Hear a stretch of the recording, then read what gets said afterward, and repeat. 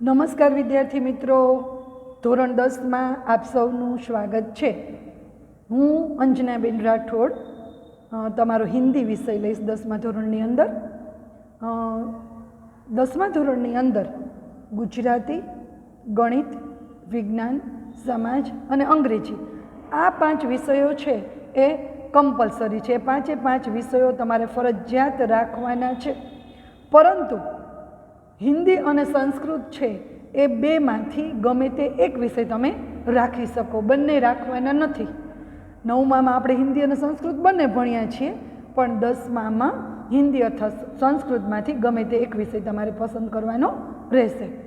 तो अत्यारे तमे हिंदी और संस्कृत बंनेना पीरियड भणजो, बंने जोजो, तमने जेमां वधारे मजा आवे, तमने जे आवड़ी जाय एवुं लागे ए विषय तमारे राखवानो छे।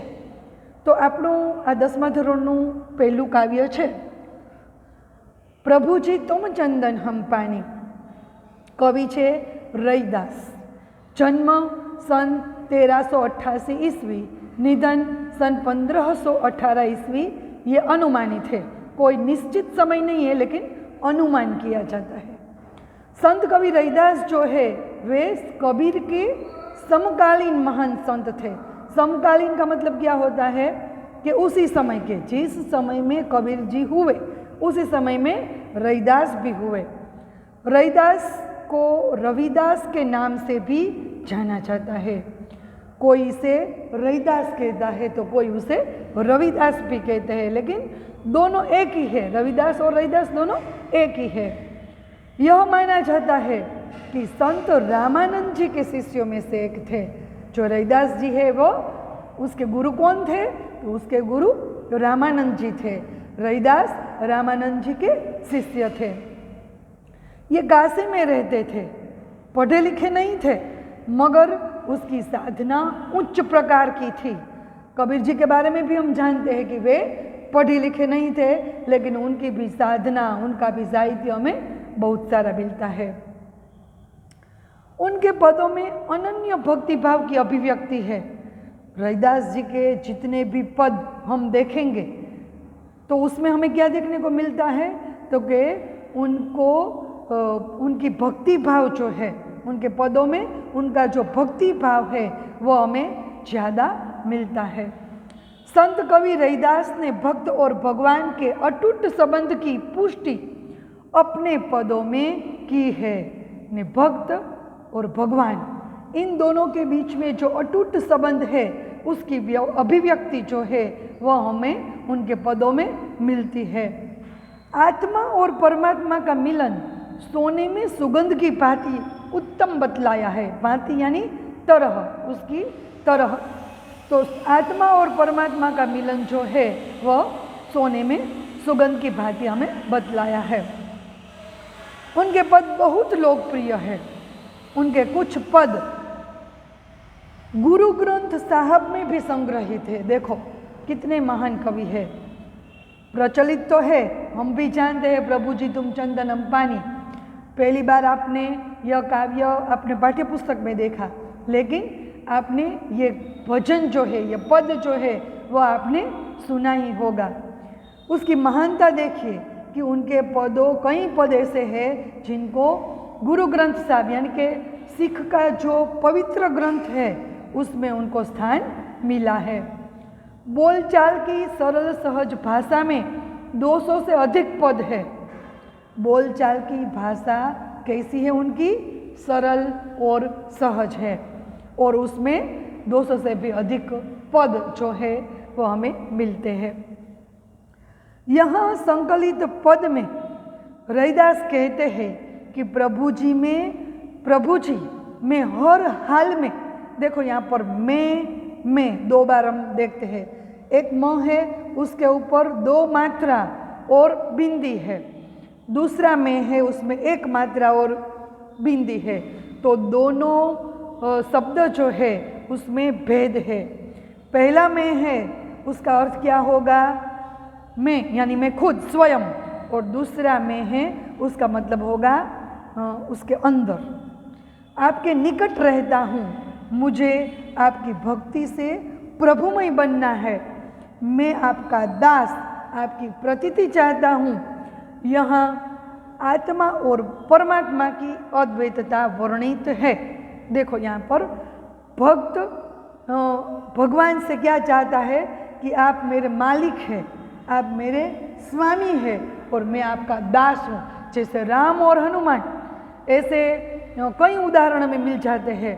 तो उसी प्रकार से वे हर हाल में भगवान की प्रतीति चाहते हैं। और आत्मा और परमात्मा का अद्वैतता, यानी कि उन दोनों का बहुत ही एक दूसरे से अभिन्न, दोनों एक दूसरे से कैसे हैं, अभिन्न है। तो ऐसा वर्णन है यह इस काव्य प्रभु जी तुम चंदन हम पानी में हमें देखने को मिलते हैं। तो काव्य शुरू करने से पहले हम उसके जो कठिन शब्द है उसे देख ले। बास, बास है, बास का अर्थ क्या होता है, बू, गंध। लेकिन यहाँ पर बास का अर्थ हमें क्या लेना है, स्मेल। स्मेल यानी कि अच्छी बू। अच्छी बू को क्या कहते हैं, सुगंध। मोरा, मोरा का मतलब क्या है, मोर। घन, घन यानी कि क्या अर्थ उसका होगा, बादल। बरे, बरे का मतलब क्या होगा, जले। दासा तो दास, नौकर। सुहागा, यह सुहागा का मतलब क्या होगा, यह एक तरह का खनिज पदार्थ है। चकोरा, चकोरा कौन है, तो कि तितर जैसा एक पक्षी है जो हमेशा चंद्र की ओर देखता है। चितवत यानी कि देखना। तो यहाँ पर हमने जो कठिन शब्द है उस कठिन शब्द को हमने देख लिया। अब हम काव्य को देखेंगे। आप उसमें देखना कि यहाँ पर प्रभु जी और भक्त दोनों की बात बताई है। प्रभु जी, पहले हम काव्य का पठन कर लेंगे और उसके बाद हम काव्य को समझने की चेष्टा करेंगे। प्रभु जी तुम चंदन हम पानी, प्रभु जी तुम चंदन हम पानी, जाकी अंग अंग बास समानी। प्रभु जी तुम घन बन हम मोरा, प्रभु जी तुम घन बन हम मोरा, जैसे चितवत चंद चकोरा, जैसे चितवत चंद चकोरा। प्रभु जी तुम दीपक हम बाती, प्रभु जी तुम दीपक हम बाती, जाकी ज्योत बरे दिन राती। प्रभु जी तुम मोती हम धागा, जैसे सो नहीं मिलत सुहागा। प्रभु जी तुम स्वामी हम दासा, ऐसी भक्ति करे रैदासा।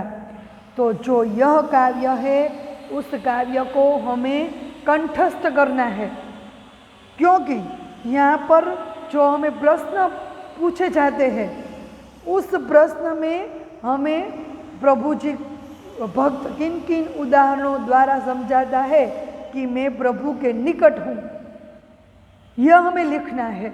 तो काव्य जब हमें कंठस्थ होगा तो हम अच्छी तरह से उस प्रश्न का उत्तर है हम लिख सकेंगे। यह इस काव्य को मैं समझाऊंगी अगले दास में, लेकिन कल आज के होमवर्क में क्या है, इस काव्य को हमें 5 बार लिखकर कंठस्थ कर लेना है। उसके बाद मैं आपको काव्य की समझूती कल के दास में दूंगी, तो आपको अच्छी तरह से यह याद रह जाएंगे और आप उस प्रश्न के उत्तर भी अच्छी तरह से लिख सकेंगे।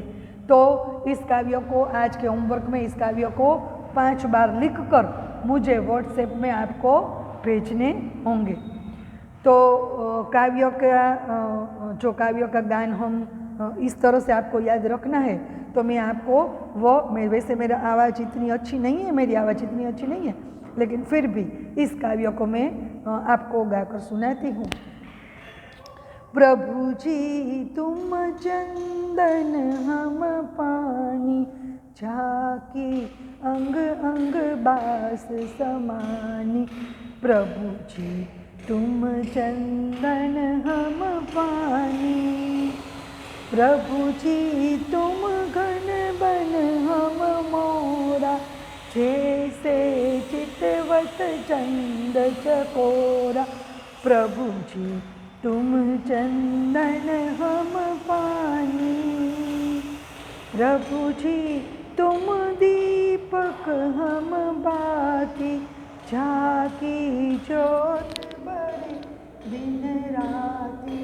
प्रभु जी तुम चंदन हम पानी, प्रभु जी तुम मोती हम धागा। जैसे सोन ही मिलत सुहागा। प्रभु जी तुम चंदन हम पानी, प्रभु जी तुम स्वामी हम दासा। ऐसी भक्ति करे रैदासा। प्रभु जी तुम चंदन हम पानी। होमवर्क बराबर याद राखजो, काव्य कंठस्थ करी लेजो, 5 વાર લખી અને મને વોટ્સએપમાં બતાવવાનું છે આવતીકાલે આ કાવ્યની સમજૂતી. અસ્તુ, ધન્યવાદ.